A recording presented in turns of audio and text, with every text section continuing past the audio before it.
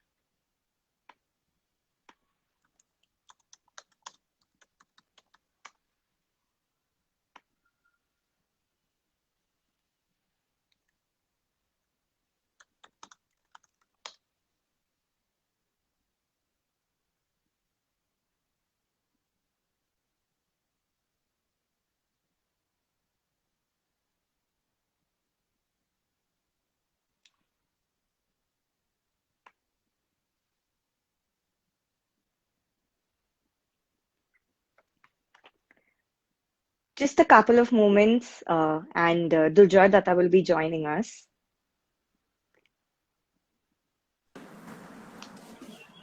Hi Durjoy. Hi. I can't hear you. Can you I hear me can't. now? Yeah. Now I can hear you. Now I can hear you. How are you doing? I'm good. How are you? I'm doing well, thank you. So finally. Yes, Yeah. Now I finally. can start. We are just 7 minutes late. That's okay. Welcome to Sapna Rise, and we're here today to discuss and talk about your book, A Touch of Eternity. And we're really excited, and honestly, it's an honor to share the screen with you. Thank you. Thank you so much. Thank you so much for having me here, and thank you so much for doing this. And my association with Sapna is now long standing. You know, I my books have been sold there since my very first book, and yeah, now we're here. Been 13 years. So That's yeah, amazing. That's really good to hear. And I hope that we continue the same relationship in the future as well. yeah. Let's hope so. So, Durjoy, tell us about the book, A Touch of Eternity. So for people who are just joining in, A Touch of Eternity and who do not know about the book at all, A Touch of Eternity is my latest book. It's the story of Dhruvan and Anvesha who have always considered each other as soulmates because Right. they were born to neighbors on the same day, on the same date. They were born with the same birth weight, and they have always believed that they are meant to be together. So the story sort of is about them trying to extend their love story beyond this life. So, Absolutely. in the course of the story, it is it is it is revealed that that a big company has cracked reincarnation, and how does their love story change according to that. That's basically what the story is about. Oh, wow. I've personally read the book, and to be honest, it's so fresh because it's a simple love story, but it's backed up with so many complexities and so many characters. that it's such a fresh read? I mean, it actually started off as a very simple book. It was supposed to be like a cute love story about two Right. people who sort of, have this very idealistic notion about love, and how do they go about you know Right. their story. But as I kept writing it, I think I got a little bored, and I was like, there has to be some, and that is where I think the story started to veer off in these different directions that the story is now in. But Right. initially, I thought of it as a very simple book about a boy and a girl who think of themselves as soulmates. Right. But how did this concept come? You have a little bit of religion coming in, you have a little bit of politics, you have at the same time you have lots of characters of history, lots of knowledge. There's scientific data that's talked about, there's medicine that comes in. So, all of this would have taken so much research for you to pen down. I mean, to be honest, the research was the most interesting bit of the entire book because, of course, writing is the hard part, Okay, and everything was me just finding interesting stuff to read and trying a way to sort of put it in the book. right, But of course, I was. I mean, the book needed that. When you're talking about, say, if you just if anyone just sits back and thinks that, okay, if someone really cracks, reincarnation in the way that they have done in the book, that the soul exists. Of course, it can't be done. I mean, it will have religious repercussions and right. political repercussions, and it will have economic repercussions as well. So once I sort of homed in on this idea that I want to write about the existence of the soul, everything else sort of came into the picture, and then I Right. just went on. Of course, there were times that I do feel that I overindulged in the science, politics, etc., etc. things. But I mean, because that was the most interesting bit for me in the book, and that's why I think I just sort of let myself go a little bit.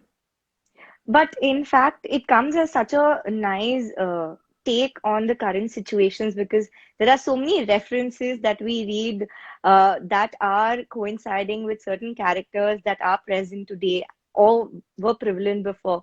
So it's a very fresh approach and a very interesting take. Thank you, thank you. Because all these things that keep on happening around us, they sort of impact our lives. It's difficult to not write about it. If something is like takes center stage around you, and when you're writing a story, you try to put those things in the book as well. Wow. Durjoy, this has been your 20th book, if I'm not wrong, and you've written about 10 TV series. And as we speak, there are so many comments pouring in about how much they love your work and how much people admire you. So, how is this feeling? Um, I mean, it's been 13 years now, and I would not say that it doesn't make you feel good every time someone says that the book is great. I do feel great about it, but now I have graduated to the point where someone says that this book is better than everything else that you have written in the past. That is when I really feel good about it because yeah, that is what matters because now my aim is to, and in the past few years, my aim is to write the best book that I have written, Right. right? So yeah, when someone sort of validates that, that's when sort of I feel good. Do you think this has been your best work so far? If you have to critically Mm, acclaim yourself? I mean, if I have to analyze it on the basis of how different it is from my other books and how well I have done this, I mean, yes, probably. Because the other books are mostly in the same space. Of course, The Boy Who Loved and The Boy with a Broken Heart Right. and The Girl were in different spaces as well, but Yeah. they were still sort of safe departures from what I usually do. Right. This one was a little more radical, and it touched upon a little more radical things and different things, and I could have like totally gotten it wrong. But I think I've managed okay. I mean, because this was a very I'm trying to convince people of things that do not exist at all, Right. although that's what Right. fiction is, but it does not exist at all in the world. I mean, with other things, of course, you can relate to it, but the relatability factor was zero because a thing like this does not exist. So so I was more scared about doing this that okay, will anyone be convinced that a thing like this can happen? So yeah, I crossed that bridge. So yeah. But to be honest, since I've read the book, your writing seems to be so convincing that, it actually takes us to that era where something like this can happen or something like this is possible. The characters are also so, it's almost like I'm reading something or speaking to something, reading about something that's happened and something that's real. Okay. So I do want to say hi quickly. Do you want to say hi? Come. Say hi and then go. I'm so sorry. Hi, She's going Raina. somewhere. Raina, To say hi. every, Hi. Say hi, everyone. Hi. Say I'm Hi, going to play football. Raina. I'm going to play football. Oh, Yes. wow. Now go. I'm so sorry. That's absolutely okay. Come in. I think she's going to be your next reader very soon. I mean, I don't know. I'm not pushing for that. I am not pushing for that. So yeah, let's see. Let's see. And I mean, let's hope I write a few better books before she starts to read. I'm sure she's going to be very proud of you when she starts reading them.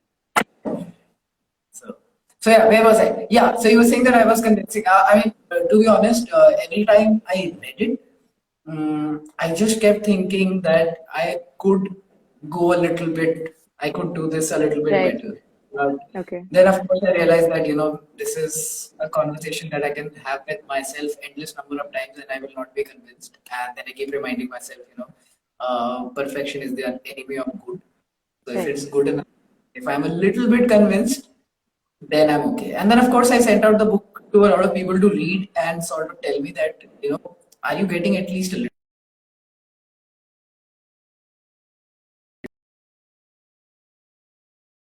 Yeah, I need to Right. stop writing about the science bit because I realized that, the science bit was a little too much. So, yeah, I needed to stop. Okay. But in fact, Dujoy, Anvesha and Dhruvan are characters that, they actually, especially Anvesha, the way she unveils the conspiracies and the way Dhruvan's into studies. So, your science aspect kinds of, goes into the flow with these characters also. Yeah, it does. But the I was really struggling with where to put a stop to it. Okay. Because when a concept like this doesn't exist, you want to keep writing about it to make sure that it exists in the reader's mind. I understand. So, so I had to read it a lot of times to sort of, Okay. just judge that is it getting good, is it getting too much. And Right. I do know that there are times that I overstepped a few boundaries because I'm getting a lot of reviews like that as well. That some of them like think that it's on point, but a lot of them are also saying that, we got it. You're Right. saying that the truth exists and science has cracked it, but we also know that science hasn't cracked it. So stop trying to convince us with science. Yeah. So I'm also getting that feedback. So yeah, I respect that as well. But I needed to be convinced myself to write that. I just stopped where I thought that okay, this is enough. Yeah. Yeah. And Durjoy, I think friendship becomes a very important theme throughout the book, keeping aside the science and the medicine and the progression that you've talked about. I think the underlying theme of the entire book comes as friendship between Mohans and Dattas, between Rashid and Dhruvan, between so many characters. You see, even Damodar and Hasan Ali. So, it's a beautiful thing that you've talked about in the book. Um, so now I've been writing romance-based novels for the last 13 years, and now think that I do not do a very good job at it. When I read romances written by other writers, I think that they do a much better job. And Okay. so whenever it comes for me to choose that, do you want to write about, say, any other relationship, a parent, you know, a parent daughter, father daughter, or a mother daughter, Right. or siblings or friends, do you want to write about those relationships? I sort of gravitate towards that rather than making people fall in love, because I genuinely think that that because I've written so much, that I keep thinking that I'm repeating myself. Okay. So when you talk about friendships, I do believe that I tackle that slightly better than I do romance. So that is also a conscious decision that I've taken to sort of pull back from the romance a little bit, because like I said, like I have to be convinced of it. So I Mm. do not get convinced of my romance, because Okay. when I read other people's books, they do it way better. Okay. Maybe that's just the modest side of you or the slightly critical side of you speaking. I mean, The it could be, but at the end of the day, I have to be interested in what I'm writing. And Right. if I get bored a little bit, then there's no point of me doing it. But reading the comments right now, they're over flooded and there's so much love and people really appreciate the kind of work you do. So if I'm reading some comments as we speak, it's all about appreciation for the work. So I think your readers feel very differently than what you do. Yeah, I mean, but so a lot of readers like characters and books that I don't Right. like. I mean, I might have liked when I was I was writing it. Right. So I do believe that everyone has a different interpretation for the book. So Right. like some people say a book like You Are My Crush, you Till You Said You Love Me is a book that I do not like. But Okay. some people will come up to me and tell me that this book is much better than A Touch of Eternity.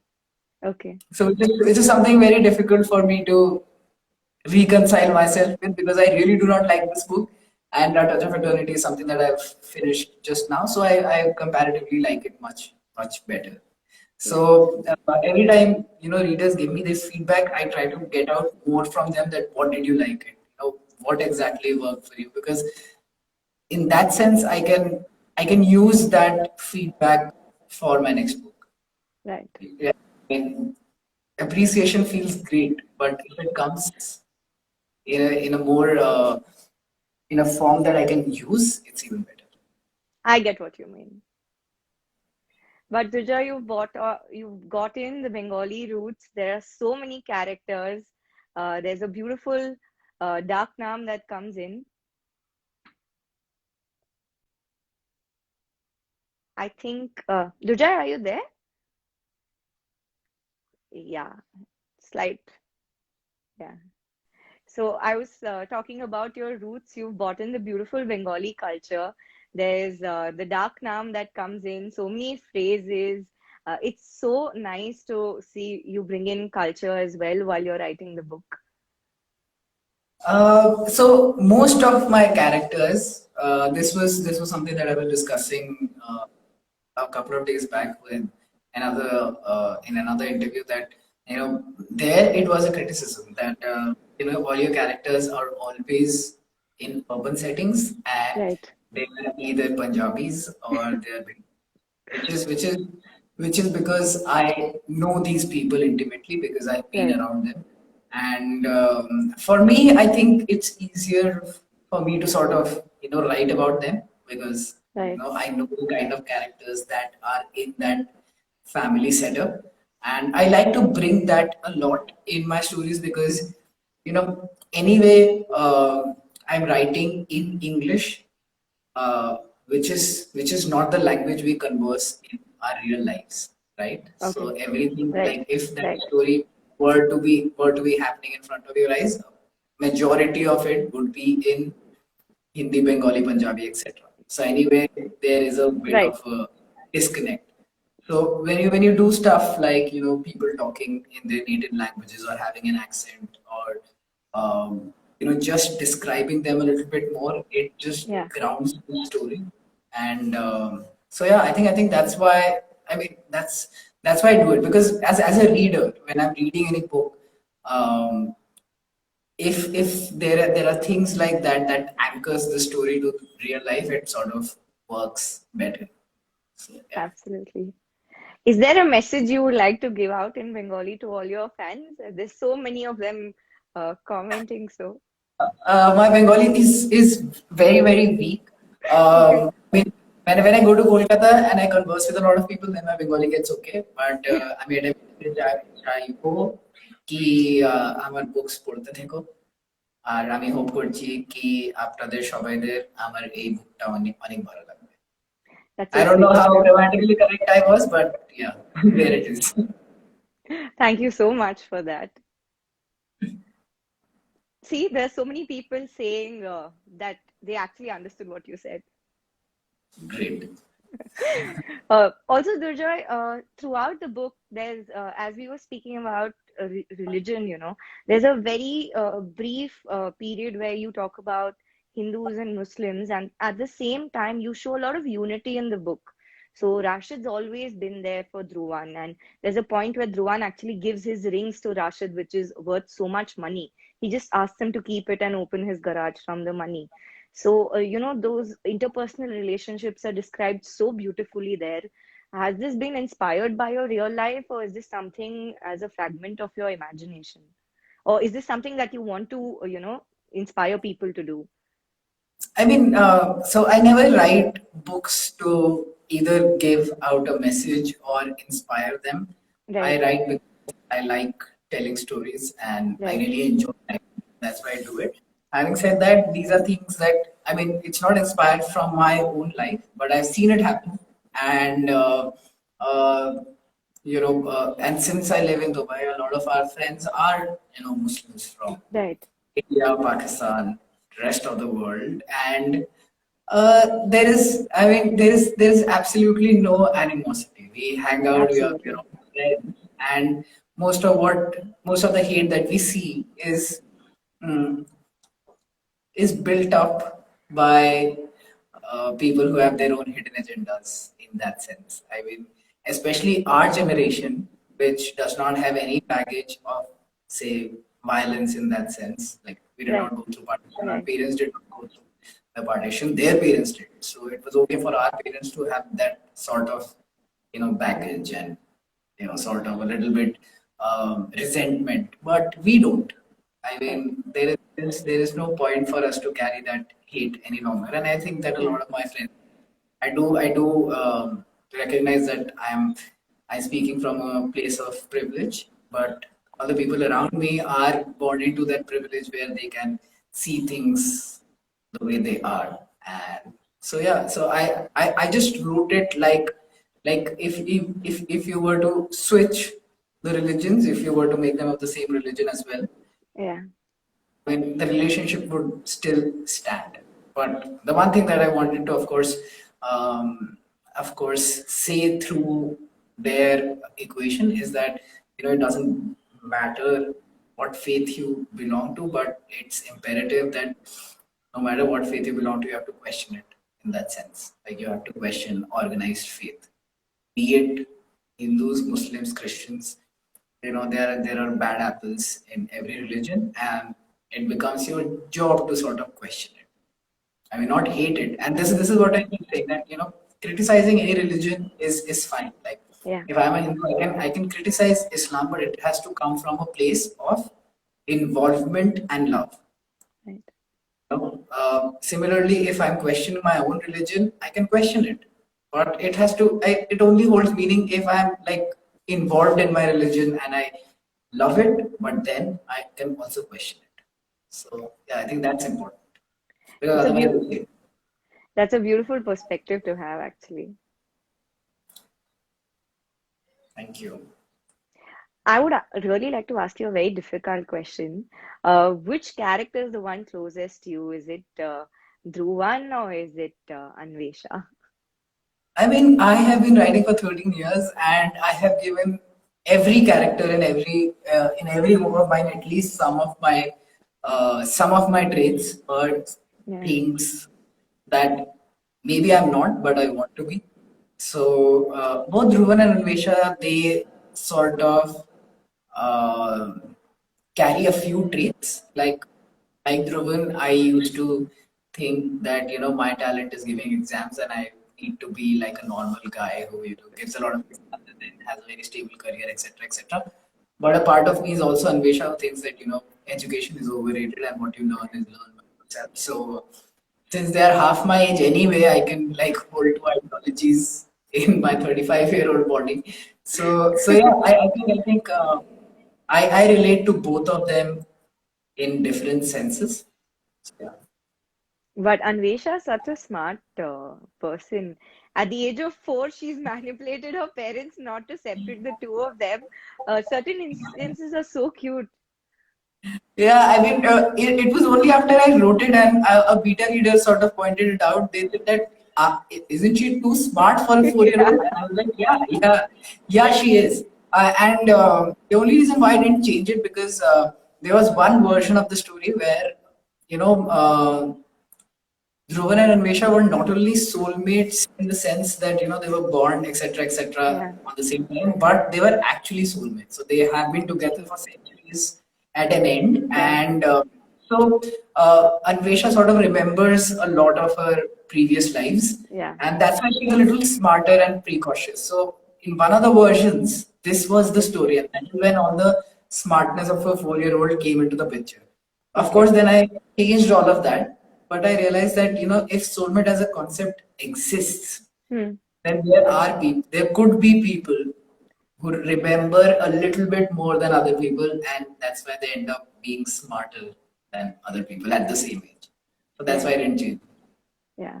There's also a reincarnation that comes in. Is that something that you believe in, or is that something that you just pen down in the book?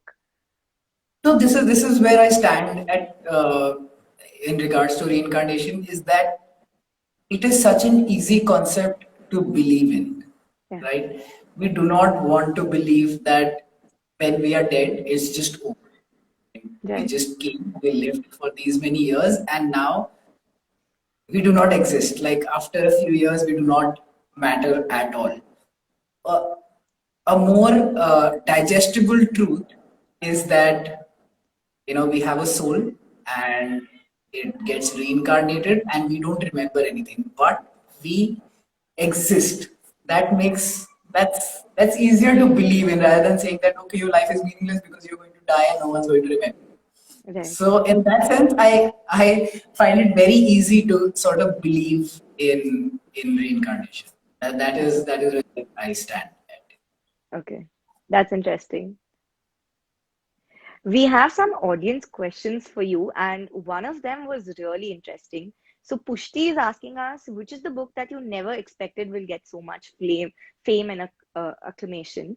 And also, she had a follow-up question that said, you've had so many books, but the price of the book has always been lowered once the book, has worked well. Is that a conscious decision that you're making? So the first part is I think Till the Last Breath is a book that I really did not think will get that much adulation because at the time I was writing different books. I mean they were mostly campus novels and then there was this book which was set in a hospital, etc., etc. There was like no college type stuff happening in that. Right. So I really did not think that that book will work, but it did. So I was surprised and I was happy about it. Also, the price of the book has nothing to do with the writer. I mean, uh, we set an MRP and then the retailer sort of decide what price do they want to sell it on. Okay.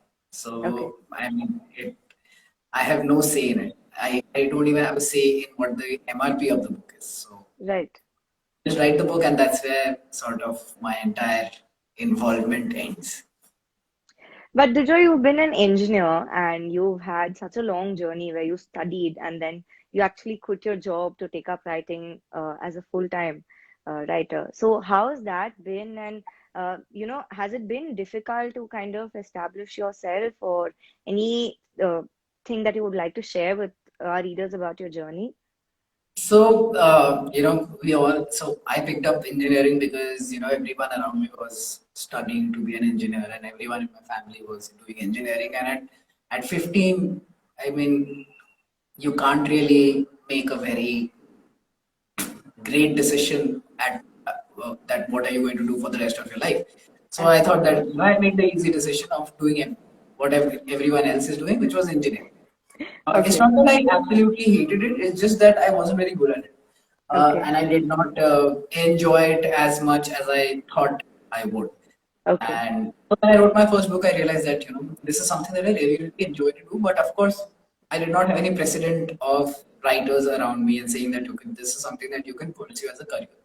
It was only after I think my fifth or the sixth book that I realized that okay, the kind of money that I'm getting from my books is almost comparable to what I'm earning out of my paycheck as Right. a management graduate. So I was like, okay, now I can make that shift. But even then, the shift was slightly. Um, I mean, it was a short term shift in the sense that I thought that okay, I'm going to try it for like a couple of days. If it doesn't work out, I'm going back to my job. Okay. Luckily, been I think it's been 10 years now, and I hope I do not have to go back to That's good. doing a yeah.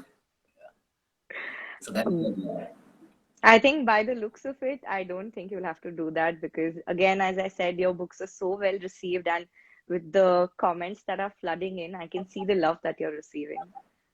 thank you so much. Let's hope so. Let's hope so.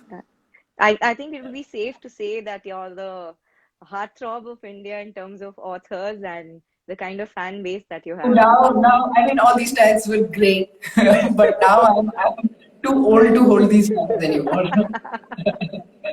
I mean, 5 years ago maybe. Right.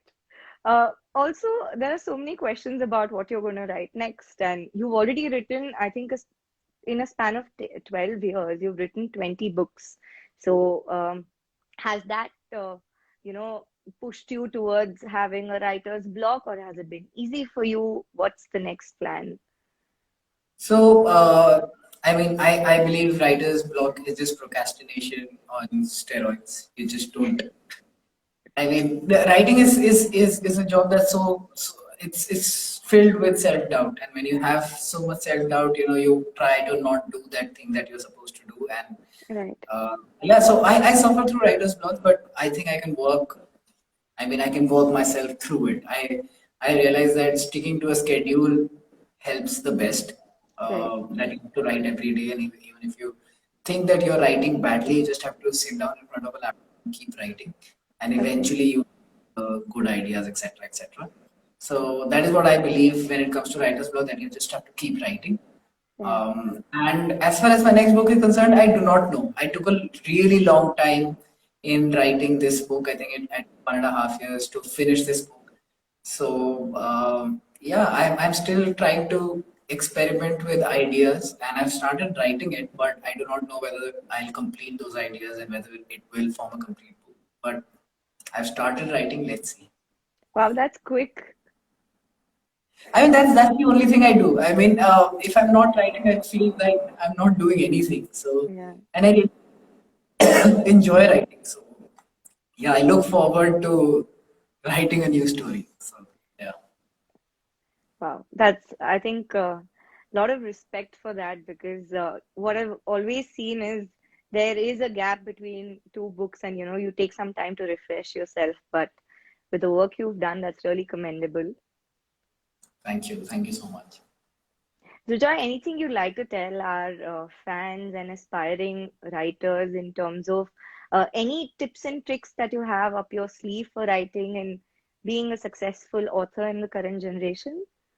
I mean, if you're a young person who's looking to write his or her first book, I would say that read a lot because Right. that's the only way that you can learn how to write. That's very, very important. Because no matter how great your idea is, there is a 100% chance that someone else has already written a book on the same ideas. Go ahead, look at how they have treated the story, and then maybe you learn a few things out of it. And B, don't try to get published. When you're young, if you're constantly thinking of getting published, uh, there's a high chance that you'll get disappointed because Right. uh, for an editor, it's not humanly possible to sort of predict that this is the book that is going to sell 100,000 copies. And like a lot of writers today were rejected by editors. So be prepared for that eventuality that you will not get published. But if you like writing that much, you will not stop after the first book or the second book. You'll keep writing. So always keep that in mind. You enjoy the process, and then you get published. That's a bonus. Wow, I think most of them who are listening to you are really inspired, and I hope this inspires them to write some more. To everyone who's tuned in, we are in conversation with Durjoy to discuss about the book A Touch of Eternity. This is available across all Sapna Bookhouse outlets. It's also available on Sapna Online. So please go grab your book right now. It's a very cute story about Anvesha and about Dhruvan. And with, as I can say, it's coming with a slight twist of lots of characters, lots of intricately detailed scientific knowledge. There is medicine. There are a lot of famous characters as well. So please do pick up your copy and read it right away. She said it. Please go ahead and buy it. I know there's a big one, which also means that you have a little bit more time on your hands. So go ahead and buy this book, and let me know whether you like the book. For sure. But Durjoy, before we leave, one small question. What kind of feedback you received because of the character names? Were there people commenting about it or were they excited about it? So a lot of people drew parallels between characters and like real life people whom those characters might be based on. Right, But but I think it's a kind of story where no one is an outright villain and no right, one is outrightly correct. So right, I think everyone exists in that gray sort of area, which I think is most acceptable to everyone. You can't right. expect someone to be like white and not have any vices at all.